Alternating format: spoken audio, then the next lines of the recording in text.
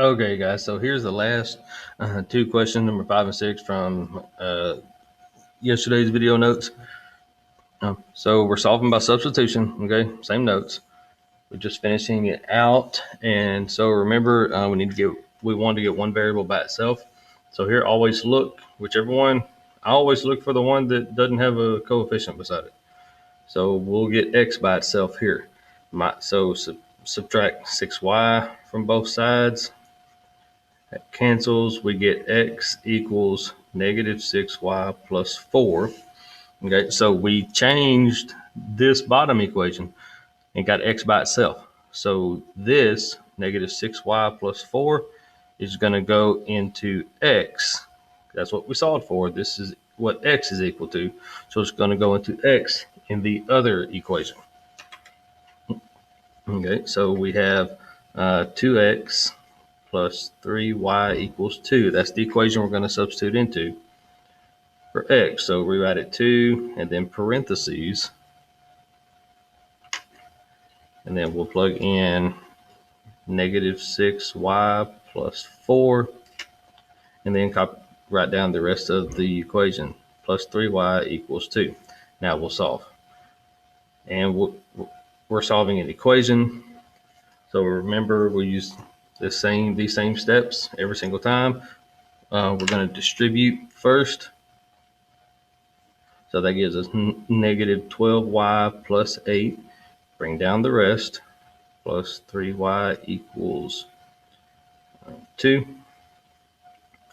Then clean up or combine like terms. There's your like terms. Both have y. So negative 12 plus 3 gives us negative 9y. Bring down everything. Plus 8 equals 2. I ran out of room, so I'll bring it up here. Negative 9y plus 8 equals 2. Now we don't have to move a variable, but we're going to isolate. So minus 8 gives us negative 9y equals negative 6. Then divide. Divide by negative 9 gives us y equals, this becomes positive, and 6 over 9 simplifies to 2/3. All right, so we solve for y. Now we plug it back into any one of the other two original equations. Doesn't matter. I choose the bottom one because it looks easier. So x plus 6y equals 4.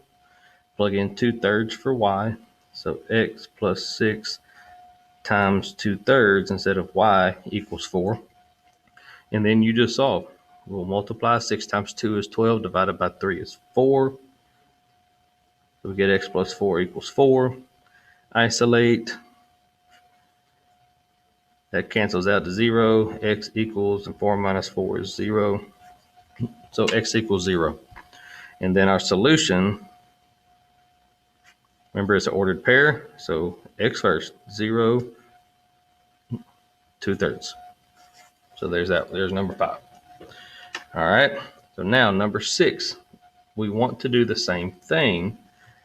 So here the y doesn't have a coefficient, so minus 2x.